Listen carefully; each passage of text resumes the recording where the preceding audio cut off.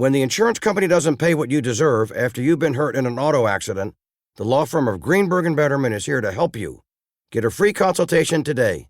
Visit gblawyers.com. That's gblawyers.com and feel better. I think that LeBron James just might be the greatest stat sheet stuffer we've ever seen. I think as a stat machine, I think he's beyond Michael Jordan. I think he will eclipse Michael Jordan in every statistical category. But you know and I know, it doesn't matter. We don't care. We all accept that. We accept he's the most talented player by far in today's game. Talent-wise, he's probably beyond Michael Jordan. He's a little bit bigger, a little bit faster, a little stronger. But so what? Because he's the un-Jordan, obviously, when it comes to clutch time, to winning time, as Magic Johnson used to say it. And to me, I'm back to my new expression. Not amnesia, it's Lebresia.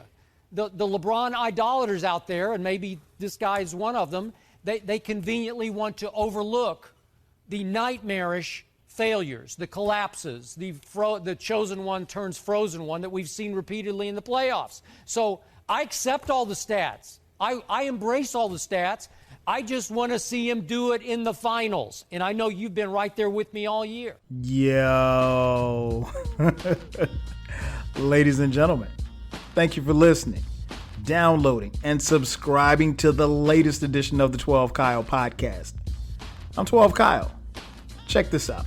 In this podcast, we're going to talk about basketball. More specifically, we're going to talk about LeBron James. And I have one simple question. Why don't you like LeBron James? I mean, I really can't figure this out. So I got a couple of ideas. I'll share them with you, and I'll tell you why you actually should like LeBron. So sit back, relax, we'll drop the theme music, and we'll get the podcast jumping. Let's get it.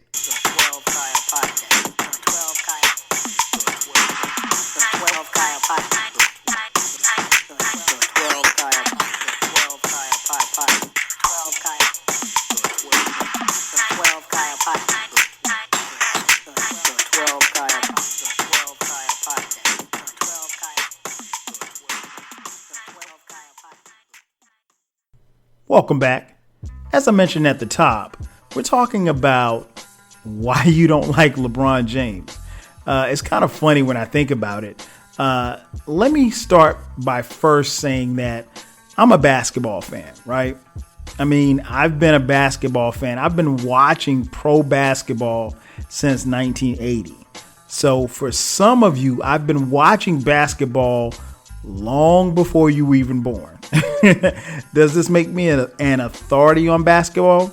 Not really, but I know a lot, right? And I'm a fan of the game. Full disclosure, my favorite team isn't led by LeBron James. My favorite team is the Atlanta Hawks, hometown team. I live here in Atlanta. They were not my team growing up. But I will say that, since moving here in 1997, I decided to adopt the team and, said I was going to rock with the home team. And I've been rocking with them ever since. So just to let you know from the beginning, I don't really have any skin in this game. I will say that, growing up, particularly in the 90s, I was a huge fan of the Jordan-led Bulls. And I was also a huge fan of the Iverson Sixers. Now, those are two of my favorite players. Jordan, obviously, is my favorite player. Iverson is my second favorite player. But I come to this podcast basically telling you this because there's no bias here. I'm just going to give it to you straight, no chaser, as to why I think you don't like LeBron James. It's really interesting to me. I guess I probably should start with the obvious. Many of you don't like LeBron simply because, well, he's not on your team.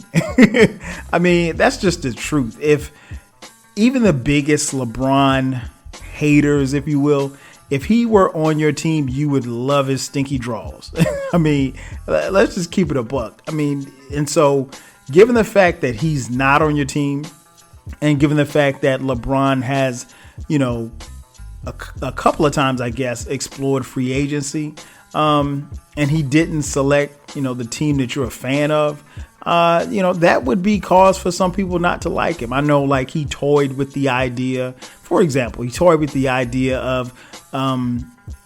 going to the Lakers and going to the Knicks. Well, I mean, those are two of the biggest franchises in the NBA. And quite frankly, if LeBron ended up on either team, it would do crazy things for those cities.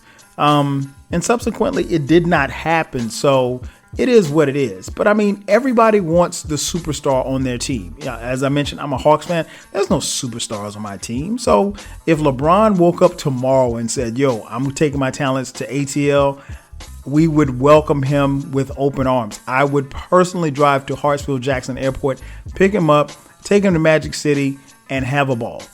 So it's not like, people don't want to see the greatest player on their team. Of course, I mean, who wouldn't? There's not one NBA fan listening to this podcast that would not want, I was going to say Michael Jordan, that would not want LeBron James on their team. Of course, everybody would want Michael Jordan on their team too as well, but we'll get to Mike in just a second. But, to see a guy like LeBron dominate the way that he has over his career, it goes without saying that, I think some of the reasons why people don't like him is simply because he doesn't play for you.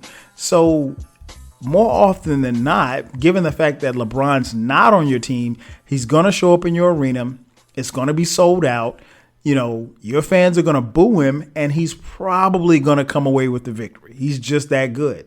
So, unfortunately for some people, he's not going to end up on their team. LeBron's not going to end up on the Hawks. He's not going to end up on the Jazz. He's not going to end up on the Brooklyn Nets. So for those teams and the other teams, I mean, it is what it is. You just kind of got to deal with it. Another reason why people don't like LeBron, some of you don't like LeBron, is because he's quote unquote not clutch.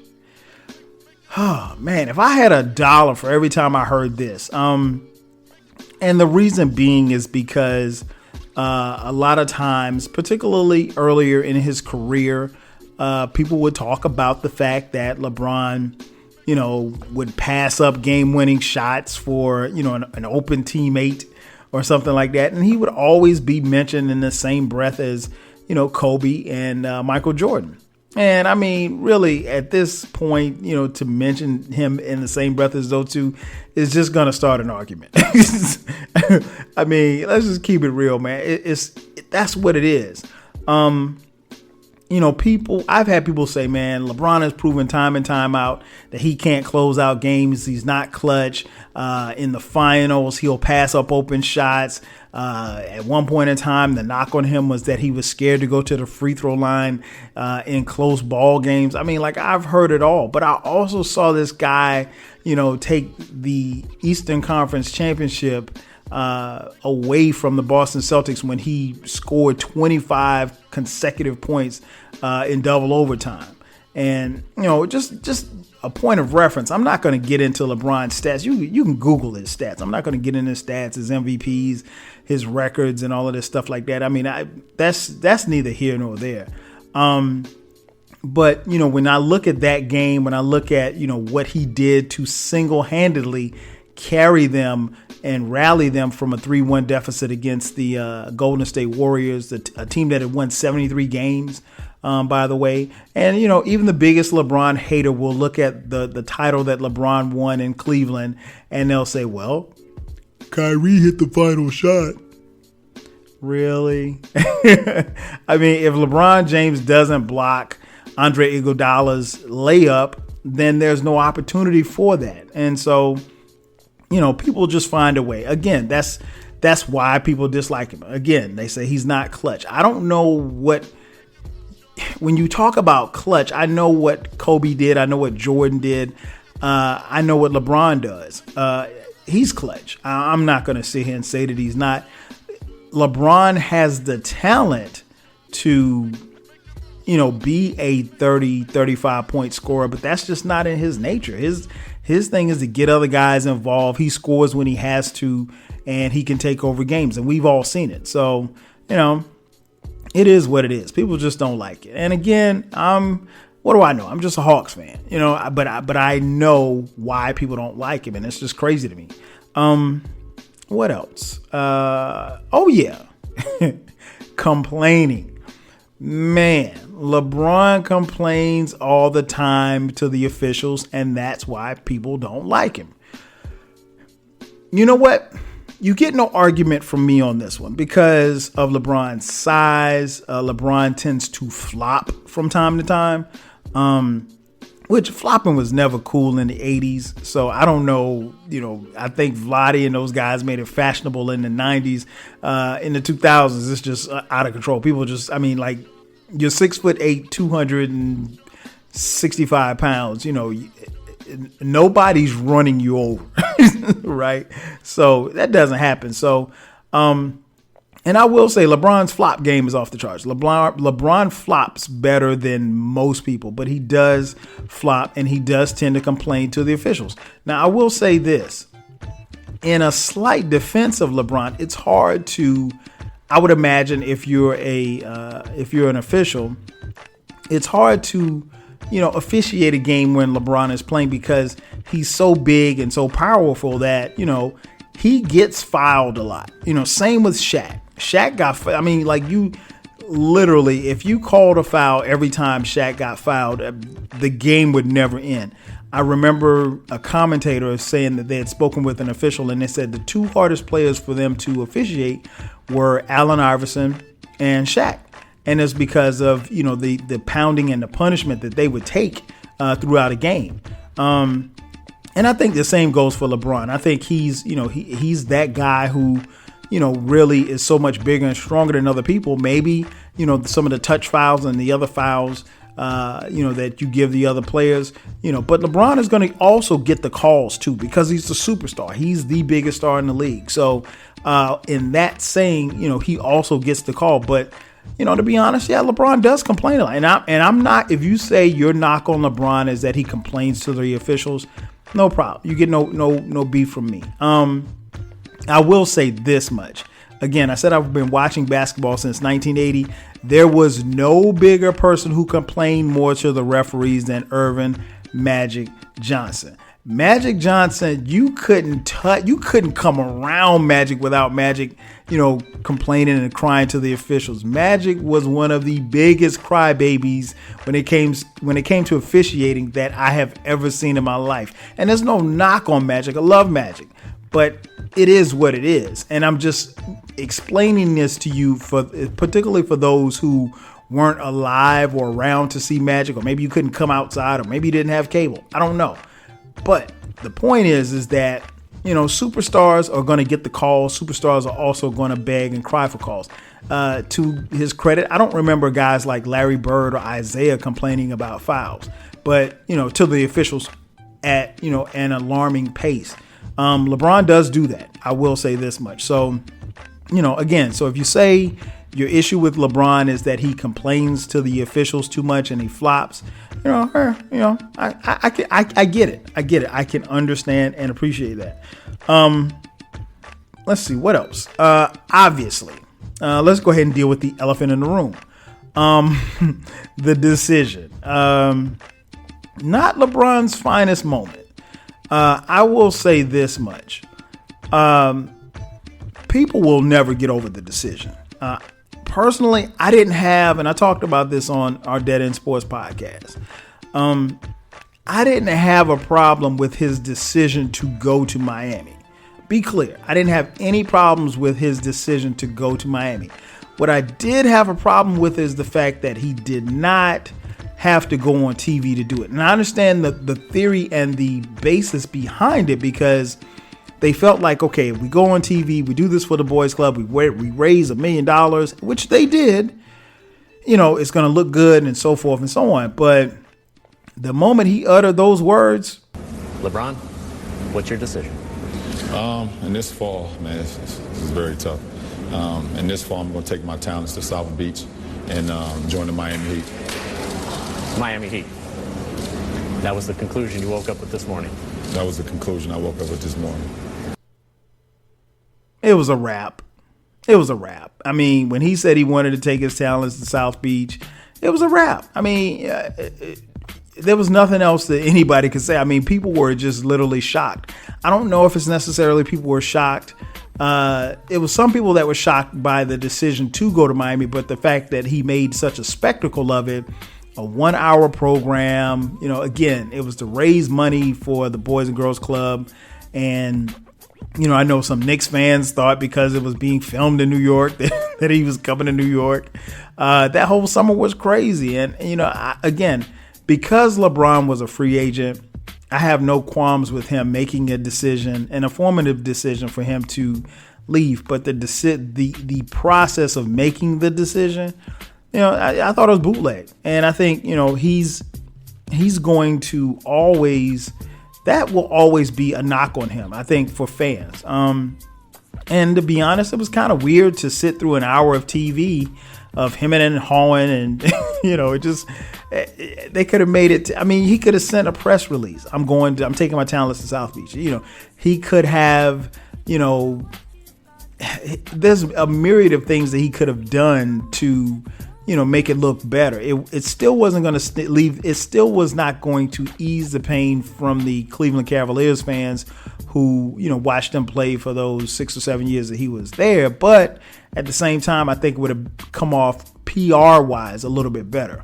And then there was some who actually, their thought on the decision was, well, LeBron couldn't handle being the man for the Cavs, so he left to go join 2 other superstars.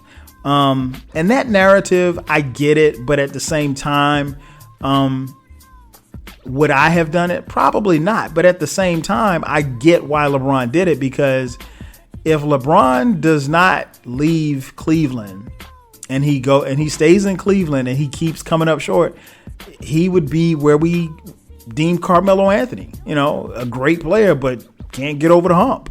And I mean, when you take a team to the finals and your point guard is Eric Snow, I mean, go look at some of those Cavs teams those early teams that he went to the finals with. I mean, he went to the finals with some bums. So, I get it. I wouldn't have done it. I understand his decision to leave. The decision to leave wasn't the issue that I have with LeBron. The decision, the spectacle, I have a huge problem with, because it didn't have to go down like that. And it was always a bad look for him. So, and the theory of, him needing other players. And then, of course, you had these old players coming out, Jordan and Pippen. Well, I would have never left to go play with other superstars. Magic said he wouldn't have never left. Okay, maybe. But here's the thing that people lose sight of. In the 80s and 90s, free agency wasn't what it is now. The reason why you had those Laker teams of the 80s that were dominant, those Celtics teams that were dominant, those Pistons teams and the Bulls in the 90s, the reason why those teams were dominant is because guys signed 6, 7, 8-year contracts. So you pretty much had the same team coming back each year. There was no situation where you signed a 1-year deal and then you could leave and go play for someone else. Free agency wasn't what it was. So again, I don't know necessarily if Jordan, who was people kind of tend to forget, and I hate to throw Jordan in this conversation, but for this point, I will make this. Jordan, prior to 1991 winning his first title over the Lakers, he was just known as a scorer. And the knock on him was that he was a scorer who could not make his teammates better. And so, that's what the knock on him was. So if Jordan never wins a title, he would be highly scrutinized and highly criticized, just as LeBron was. So, I get it. So if that were the case, and let's say it's 1990 and Jordan just got bounced out of the playoffs by the Pistons, does he take his talents to another team if he could?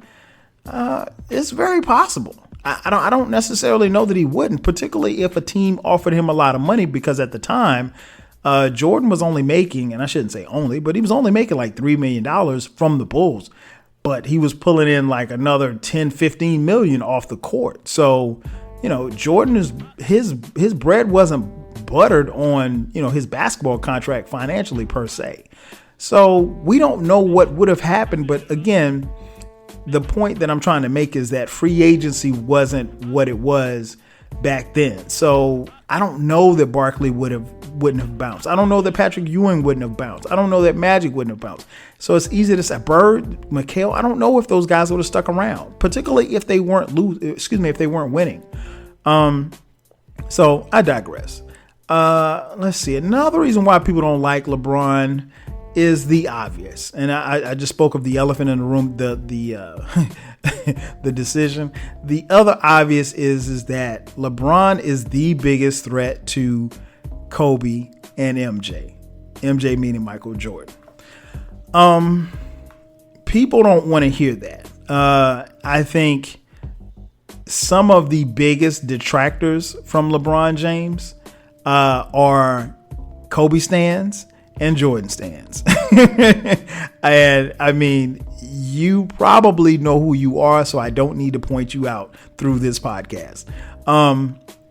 That's what it is. I mean, I think if you look at it pound for pound, I think that, Kobe Bryant is a phenomenal player, one of the greatest players to ever play this game. But that being said, I don't think that Kobe Bryant is better than LeBron James. Now, the first thing people will say, well, Kobe's got the rings. He's got more rings than LeBron. And granted, he may finish with more rings than LeBron James. That is very, very possible. I'm not saying that it could not happen. The way that it looks, if I had to put money on it, it looks like Kobe's going to finish with more rings. But it really depends on where you define and where you put that bar, if you will, as far as rings are concerned. Because, until Jordan came and got his six rings, nobody was talking about rings like that. Jordan was the one that started this ring talk. So really, you could blame Mike for this. Nonetheless, but yeah, Kobe fans really don't like LeBron because LeBron, I think, was better than Kobe. And, for the better part of Kobe was kind of on the downside of his career these last few years, and then he ultimately retired. But LeBron was better than Kobe. Skill-wise, LeBron was better. Now, Kobe is a phenomenal scorer. I don't think LeBron will ever be the scorer that Kobe was. But just pound for pound, ball for ball, yeah, LeBron was a better player. Not by much, but LeBron's a better player. I can't really say that LeBron is better than Jordan skill wise, but if you said that he was, I'm not gonna argue with you. I think you could make a case for it, and you could make a case for Kobe being better than LeBron. I could disagree, because I don't think Kobe was better than LeBron, but I will say this much. I'm not gonna argue with you, because I think you can make a valid case for that. Now, if your case is, well, Kobe's got 5 rings and LeBron's got 3, then no, that's not a case. That's what it is. He's got 5 rings. But no, I think, the people who really don't like LeBron, that's where, they can hang their hat on. And again, it's a lot of them are Kobe stans.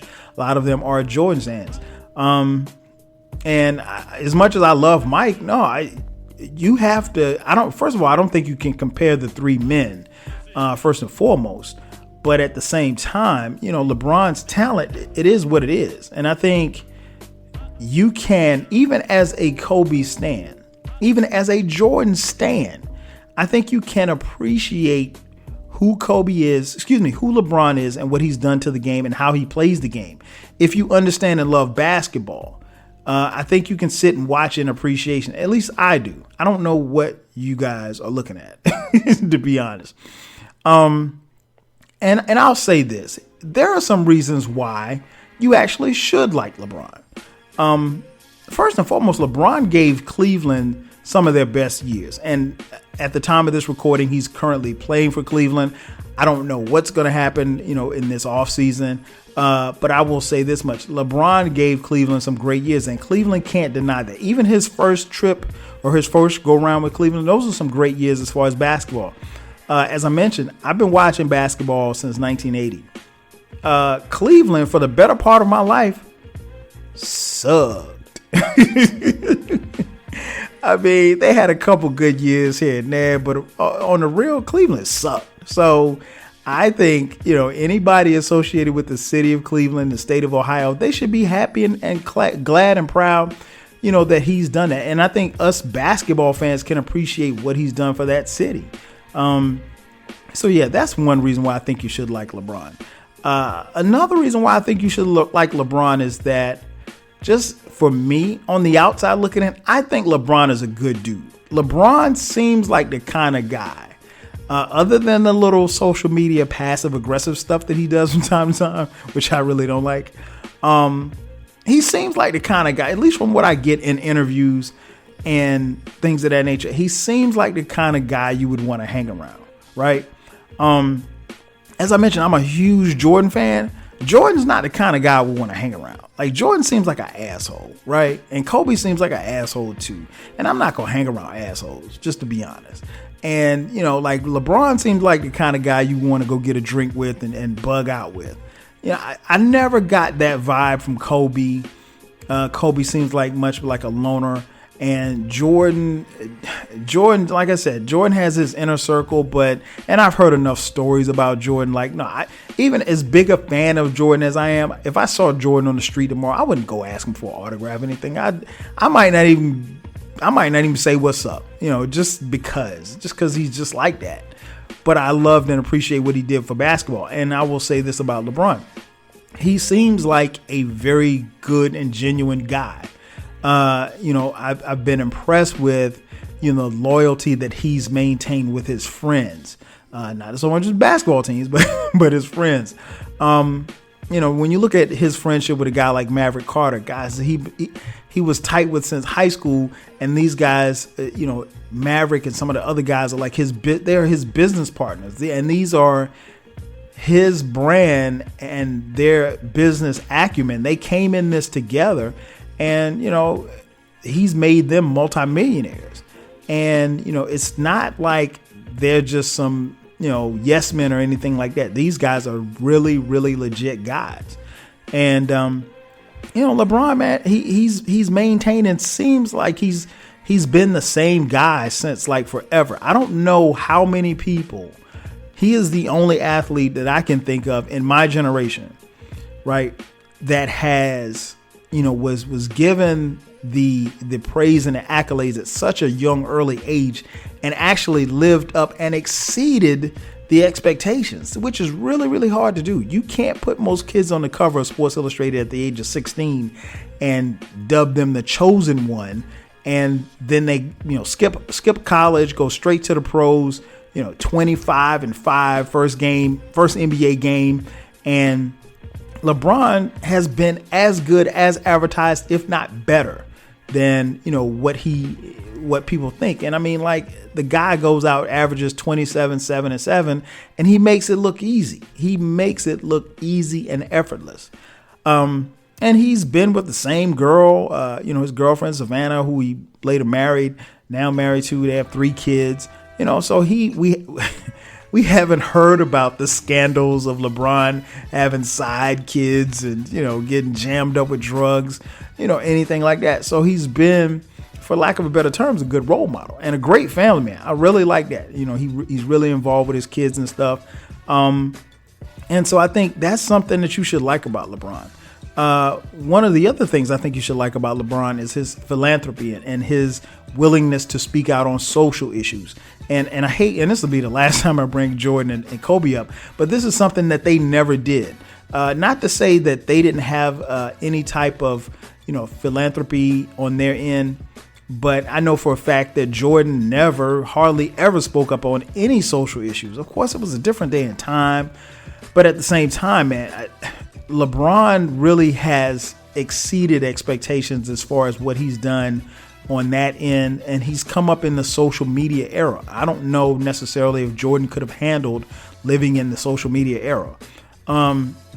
But, something as simple or as dedicated as, promising a graduating class of high school freshmen, if they graduated, that they could and would get scholarships to college. and he's going to take care of that. Opening a school, he's going to do that.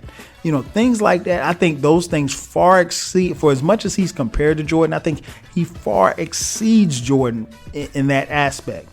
And again, his willingness to speak out on social issues, whether it be black on black crime or, police killing black men in the streets, calling the leader of the free world a bum, which he is.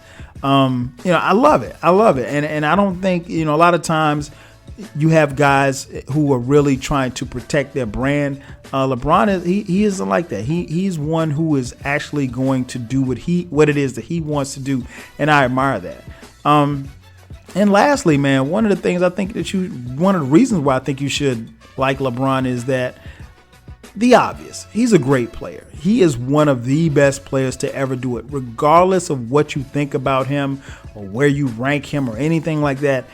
He is arguably one of the best players to ever lace up a pair of basketball sneakers. Now, where you put him on your list, I don't know. I don't really care, to be honest. And I'm not really here to put LeBron on the list because I think that stuff is usually left for when they decide to hang him up. And, he's clearly got more years of basketball left in him. But yeah, he's one of the best to ever do it. He's one of the best of his generation, and he'll go down as such. And I think ultimately, there's a lot of reasons that you could like LeBron. I understand why some people don't like LeBron, but I pretty much laid it out. And, if you listen to this podcast and you still don't like LeBron, you might be a low bottom hater.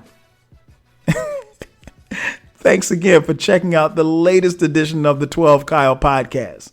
I'm your boy, 12 Kyle. I'll catch you guys next time. 5 Gs. Today's tip from the injury law firm Greenberg and Betterman. Too many pedestrians lose themselves in their phones and have accidents when they walk. So don't do it. Greenberg and Betterman is here to help you. Contact gblawyers.com, that's gblawyers.com, and feel better.